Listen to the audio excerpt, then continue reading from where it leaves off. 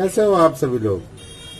आज के class 7th maths के इस वीडियो में हम लोग ये सीखेंगे कि दिए गए रेखाखंड पर अगर कोई बिंदु दिया है उस पर कैसे लंब खींचते हैं। यदि रेखाखंड के बाहर कहीं कोई बिंदु स्थित है तो उससे उस रेखाखंड पर कैसे लंब डालते हैं ये सीखेंगे। आइए देखते हैं। कोई एक रेखाखंड हम ऐसे ले लेंगे। मान लीजिए ये रेखाखंड है आपका, ये हमने किसी भी माप का एक रेखाखंड है, इसका नाम दे दिया हमने। इसका नाम दे दिया, मान लीजिए ये ए बिंदु है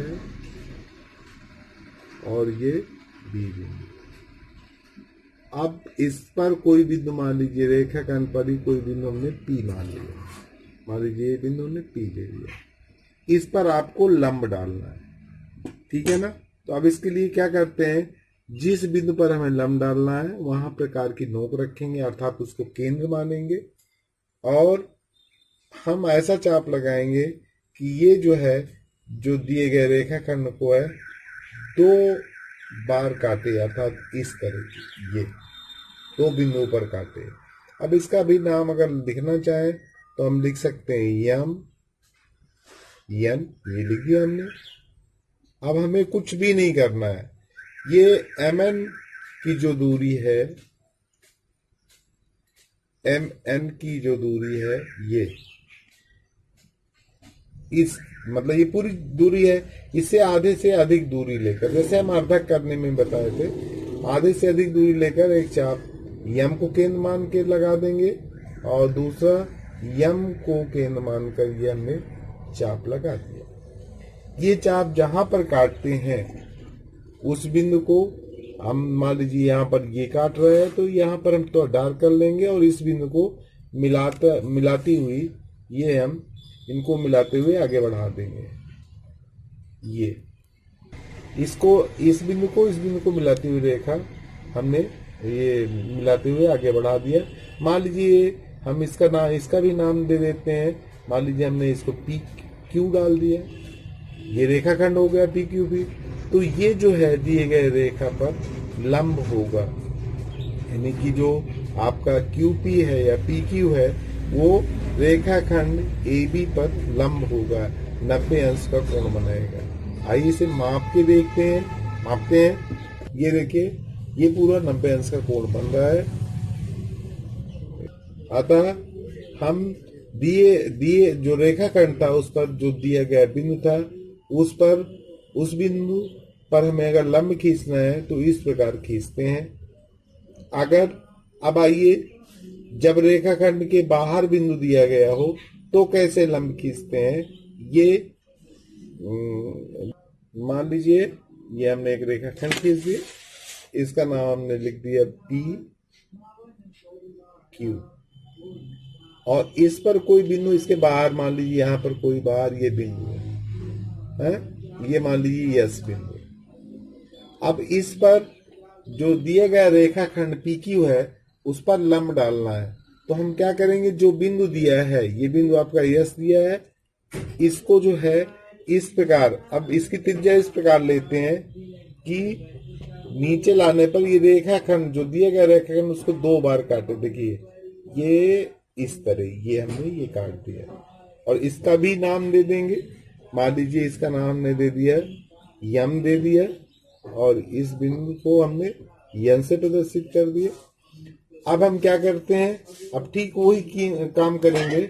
अब यहाँ पर जो आपका यमन है दूरी है, इससे जितनी भी दूरी है, मान लीजिए ये दूरी है, इसे थोड़ा कम कर देंगे। कम क्यों करेंगे ये भी बताया था कि अगर हम ज्यादा बड़ा लेते हैं मान लीजिए तो क्या हो जाएगा, अगर कम करेंगे तो चाप काटेंगे नहीं और ज्यादा बड़ा लेंगे तो ज्यादा जगह। देखिए जैसे अब हम थोड़ा सा कम ही लेंगे, इसमें ये थोड़ा और कम कर देंगे लेकिन आधे से कम नहीं होना चाहिए ये, ताकि ये बन जाए, इस पे काट ले, ये बाहर ना जाने पाए। ये हमने जो है ये लगा दिया इधर चाप और एक इस और चाप लगा दिया। इसी तरह हम वही उसी त्रिज्या का, हिलना डुलना नहीं चाहिए, और यम को केंद्र मानकर हम चाप लगा देंगे इधर भी लगा देंगे, ये लगा दिया, और इस ओर भी लगा देंगे, ये लगा दिया। अब इन बिंदुओं को जहां पर काट रहे हैं, मान लीजिए हमने तो हाईलाइट कर दिया, और ये बिंदु, ठीक है ना। तो अब ये तीनों बिंदु, अब देखिए हमें जो लाइन खींचा लंब डालना है, तो अब इन तीनों बिंदुओं को एक सीध मिलेंगे, ये इस तरह, और हमें इस पर लंब डालना है, तो यहाँ इसको हम डॉट डॉट करके बढ़ा सकते हैं ऐसे, और यहां से जहां रेखाखंड है वहां से हम इसको इस प्रकार सीधा मिला देंगे। तो इसका भी नाम दे देंगे। मान लीजिए ये रेखाखंड को अब यहाँ हमने चलिए ए डाल दिया, और यहाँ पर हमने ये बिंदु यस था ही, तो ये जो यस ए है या ए एस है वो रेखाखंड पी के ऊपर लंब होगा, अर्थात ये 90 अंश का कोण बनाएगा, चाहे इधर ये, क्योंकि एक सरल रेखा कोण कितने अंश का होता है, 90 अंश का, तो 90 इधर हो गया, 90 इधर हो गया। अब अभ्यास प्रश्नावली को लगाते हैं। 4A की पहली सवाल है, 6 सेंटीमीटर के रेखाखंड को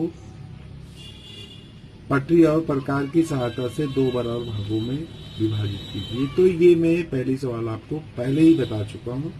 इसकी दूसरी सवाल है, 3 सेंटीमीटर त्रिज्या का एक वृत्त जिसका केंद्र O है, अपनी अभ्यास पुस्तिका पर खींचिए। इसमें दो जीवाएं AB व CD खींचिए जो आपस में समांतर न हो। इन दोनों जीवाओं का लंब समद्विभाजक खींचिए। ये दोनों समद्विभाजक किस बिंदु पर काटेंगे। तो आइए इसको हम सरल करते हैं। तो सबसे पहले हम जो है 3 सेंटीमीटर त्रिज्या लेंगे। ये 3 सेंटीमीटर हमने 3 सेंटीमीटर त्रिज्या ले लिया, और एक वृत्त खींच दिया। 3 सेंटीमीटर त्रिज्या लेगा, सेंटीमीटर त्रिज्या का एक वृत्त हमने खींच दिया। अब देखिए ये इसका केंद्र है, केंद्र कह रहा O है, तो यह हमने O लिख दिया।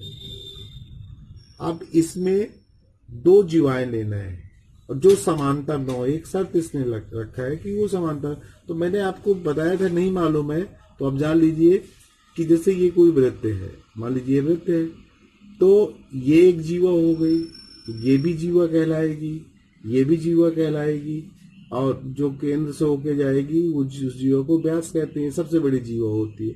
तो ये सब जीवाएं हैं, ये भी जीवा है। ऐसे चाहे जितने ये से ये खींचेंगे, ये भी एक जीवा है। तो अब ये कह रहा है कि जीवाएं समांतर रेखाएं क्या होती है, जो एक दूसरे को अनंत तक आगे बढ़ाए तो एक दूसरे को कभी नहीं काटती, यानी कि इनके जो बीच की दूरी होती है वो सदैव समान। अगर ये 5 सेंटीमीटर तो समांतर रेखाएं अनंत तक अगर हम उसको बढ़ाएं तो उनके बीच की दूरी 5 ही सेंटीमीटर होंगी, वही समांतर रेखाएं कहलाती है। तो अब इसमें दो जीवा ले लें। अब कह रहा है एक जीवा AB है, एक CD है। तो मान लीजिए एक जीवा हम ये लेते हैं, ये हमने खींच दिए, ये लीजिए। एक जीवा आपकी AB है, यहाँ लिख दिया A, यहाँ लिख दिया B, और दूसरी जीवा कह रहा है CD समांतर नहीं होना चाहिए, तो हम ऐसे ले लेते हैं। मान लीजिए ये जीवा हमने ले लिया, क्या दिया हमने, ये C है, परिध पर C बिंदु है और परिध पर D बिंदु है। अब कह रहा है इनका समद्विभाजक खींचना है, तो इनका अर्धा कर लीजिए। तो अर्धा कर हमने बताया था, मान लीजिए हमने CD का अर्धा कर रहे हैं, तो D पर प्रकार की नोक रखेंगे, और CD जितनी दूरी है उससे आधे से अधिक दूरी लेकर दोनों तरफ इधर भी चाप लगा दें और एक चाप इधर लगा दें। इसी तरह अब यही काम C को केंद्र मानकर इस C पर हमने रख दिया प्रकार की नोक, और ये हमने इधर चाप लगा दिया और इधर चाप लगा दिया, ये मान लीजिए, ठीक है। अब इसको मिला देंगे,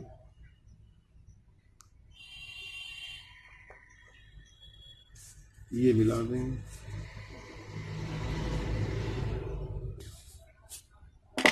ये CD का अर्धक हो गया। अब AB का अर्धक कर लें। AB तो अब मान लीजिए ये B बिंदु है, यहाँ पर ए बी से आधे से दूर लेकर दोनों तरफ एक बार इधर एक बार इधर ये चाप लगा दिया हमने। इस तरह ए को केंद्र मानकर ए को केंद्र मानेंगे, ए को केंद्र मान लिया और ये चाप लगा दिया हमने, दोनों ओर लगा दिया हमने। ये इधर हमने लगाया था, देखिए एक दूसरे को काट नहीं रहे हैं, यहाँ पर रखे थे, ये लगा दिया।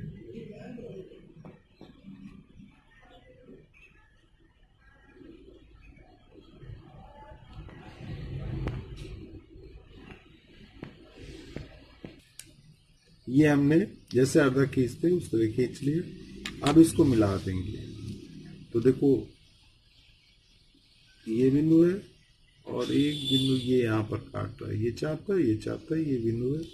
अब इसको मिला देंगे, ये हमने मिला दिया इसको, तो ये इसका अर्धक हो गया। अब इसने पूछा है कि क्या पूछा है इसने कि ये दोनों समद्विभाजक किस बिंदु पर काटेंगे। तो देखो किस बिंदु पर काट रहे हैं कि ये, तो ये केंद्र पर, ये ओ आपका केंद्र था तो केंद्र पर काट रहे हैं। ये रचना हो गई, इसको आपको बनाना है। तीसरी ये रचना इसमें दिया है, तीसरी सवाल है 8 सेंटीमीटर माप के रेखाखंड को 4 बराबर भागों में बांटिए। चलिए अगली सवाल है 8 सेंटीमीटर माप के रेखाखंड को 4 बराबर भागों में बांटना है। तो अभी देखिए हम ऐसे ही बांट देंगे, पहले 8 सेंटीमीटर माप का एक रेखाखंड हमने ये खींच दिया, 8 सेंटीमीटर माप का, ये हमने ए बी ये दिखा दे। अब इसको 4 बराबर भागों में बांटना है तो पहले इसका आधा कर देंगे, ए बी का आधा कर लेंगे, ये हमने कर लिया। आधे से अधिक दूर लेकर ये दोनों आधे से अधिक दूर लेकर दोनों ओर ये चाप लगा दिया उसी त्रिज्या का, ये लगा दिया हमने। अब इसको मिला देंगे डाट डाट करके, ये जहाँ पर काट रहा है उस बिंदु को हम हाईलाइट कर देंगे ये, और इस बिंदु को मिलाना है हमें, इन दोनों बिंदुओं को मिला देंगे डाट डाट करके। तो वो जो रेखाखंड में बिंदु जो जहाँ काटेगा रेखाखंड को वो बिंदु आ जाएगा।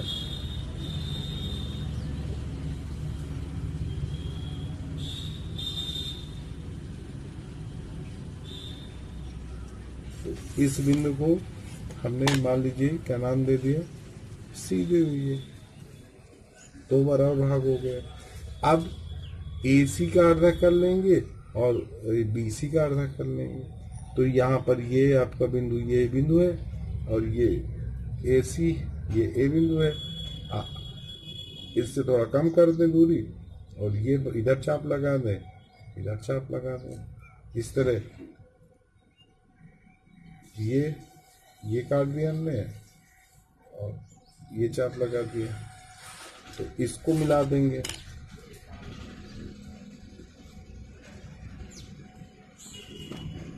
ये इसको मिला देते हैं,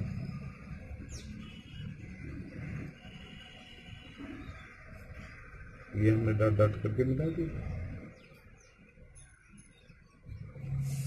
हमसे रेखाखंड पर जहाँ काट रहा है उस बिंदु से मतलब है, तो यहाँ पर A B C यहाँ D लिख दिया हमने।